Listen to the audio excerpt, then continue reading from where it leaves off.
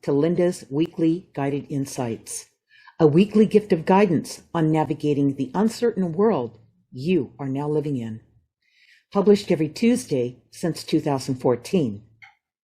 In this episode, the guides will be talking about when fear becomes a motivator. You have a superpower. It's the part of you that sees through the fear and intimidation that has become so rampant in the world. This part of you sees everything for what it is before you have a chance to react to it. This is activated when you take a pause to observe. Rather than buying into the fear, just remember, fear is a natural response as you get closer to the truth. This is how you use fear as a motivator in any situation. To perfect this superpower that you possess, you must track your steps by writing down what you are observing.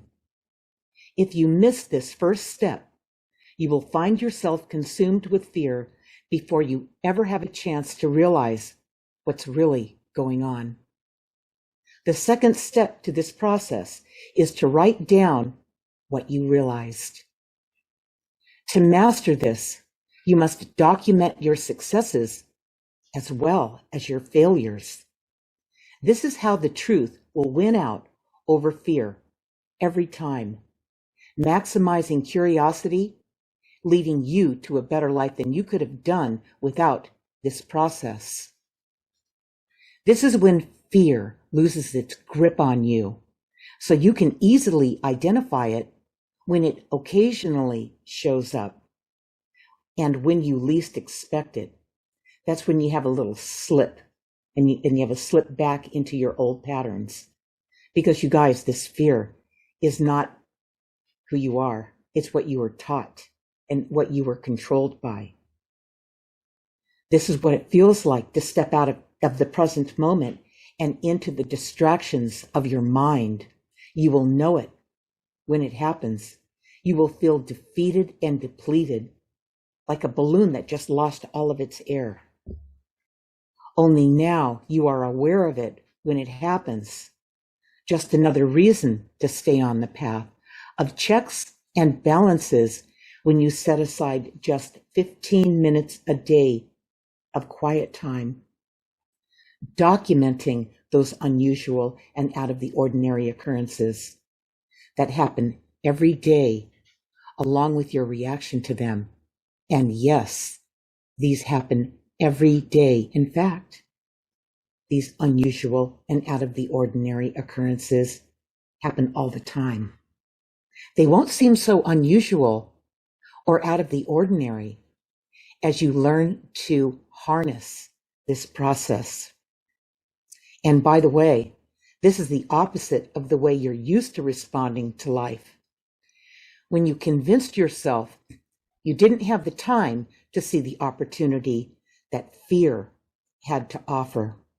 That's that pause, that moment to step back and assess the situation before you engage, before you speak out, before you have an opinion that locks you in once again, mostly tied into fear.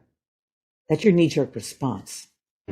Most of the time, fear is nothing more than an overreaction to the situation. But like all the times before, fear took control before your better judgment had a chance to.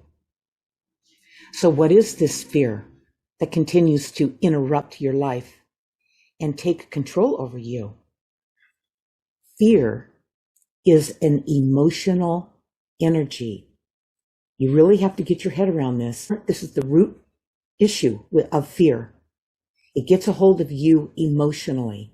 Something that you fear, something that you want to believe, like something like gossip.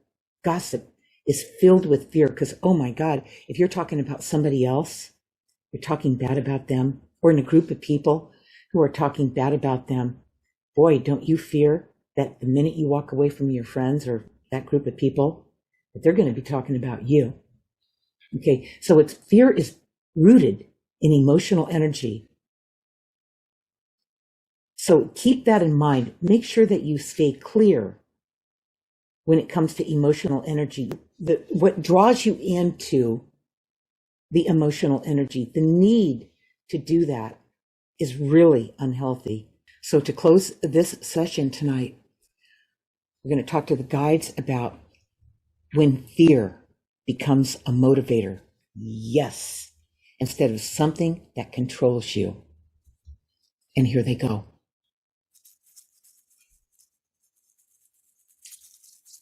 All your decisions are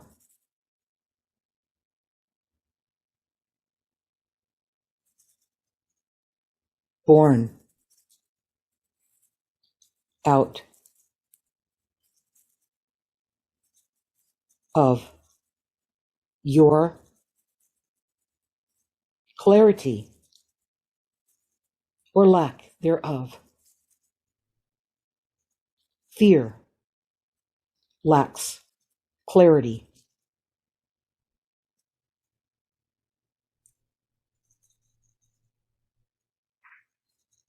Most of your decisions are based in emotions.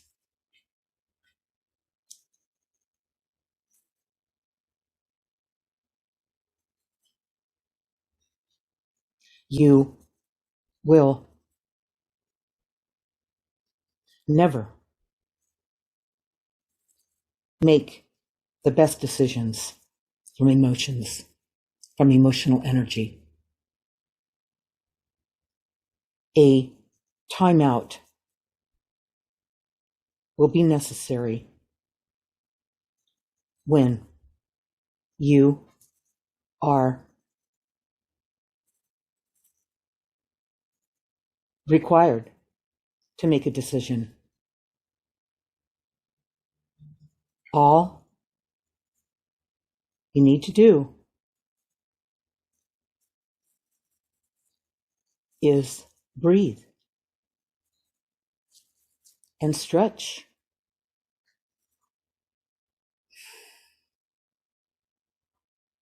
Your thinking will clear up.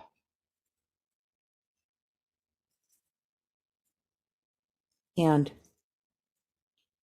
emotions, emotional energy will feel stressful. In other words, the opposite of what you're used to doing. Instead of, I'm going to interrupt this for a minute. Instead of allowing clarity, step back, breathe, stretch, and let the clarity come through and break the pattern of this emotional energy that you've been trained to do. Everybody does it. It just seems like the norm, especially now in the world. It will defeat you. Okay, it has been defeating you. To break the pattern, do the simple steps of just stepping back, take that pause, breathe and stretch. And I mean, your head will feel lighter as you start to see things from clarity. It won't be as exciting, probably won't be, than the emotional energy and all the trauma, and all the stuff that goes on in this world, okay, that we make it up, we make it into. That won't be happening. So if you're looking for that, if that's what you seek, then this process won't work for you. It just won't. But if you really seek to clear up your thinking so you can make a decision, that's a great decision. You guys, the only thing you've been doing wrong is you've been letting fear push you around and push you into decisions that continue to control you. Either that by the person who's delivering the fear and you're buying into it, you're latching onto it, old habit, knee-jerk response, that you have to break. You have to recognize it. And the easiest way to do that is to write it down. I'll let the guides keep going here. B, careful that you are awake before you attach yourself to any belief,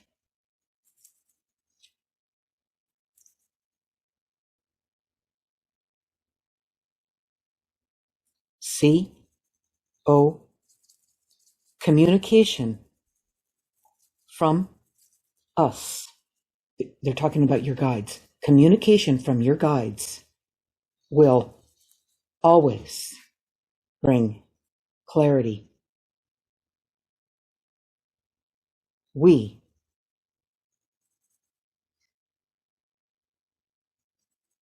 never cloud your thinking. C-H, change your habits of reacting and